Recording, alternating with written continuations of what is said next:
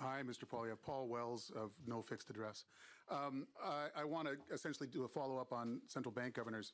The last time a prime minister declined to renew the mandate of a central bank governor, it was John Crow, who had been running, it was a Liberal who declined to renew John Crow's mandate.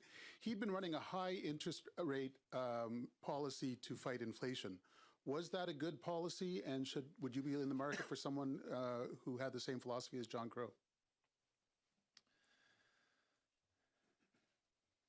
So you're asking me if John Crow's interest rate policy was the right one. I don't know if it was the right one or not. But I do know that it was the same problem that got the country in the mistake. And we got into the same mess then that we're in now for the exact same reasons. So we had a Trudeau as a prime minister who ran monstrous deficits, dramatically increased the money supply to pay for it. That delivered 12% year-over-year inflation. And then the central bank had to raise interest rates. I think mortgage rates reached nearly 20% as a result. You can debate the interest rate policies later on, but the real problem happens when you create all the cash and run all the inflationary deficits that cause the inflation in the first place. And that's what we have to reverse. You know, here in Canada, we had a 20% increase in the money supply in 2 years.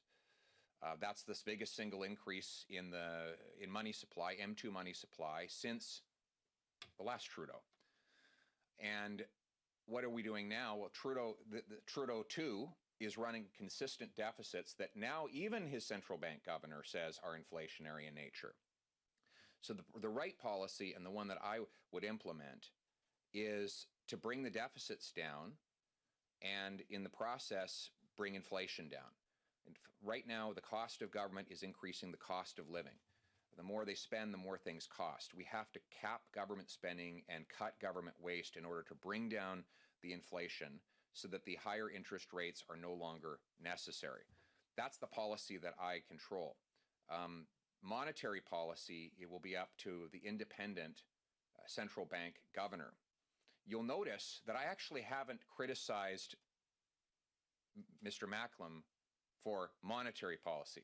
I've criticized him for fiscal policy because I believe when he was printing money specifically to buy government bonds, he was engaging in fiscal policy, and that is not his job. I want a central bank governor that does monetary policy alone and leaves the fiscal policy to the elected officials who are accountable to the electorate.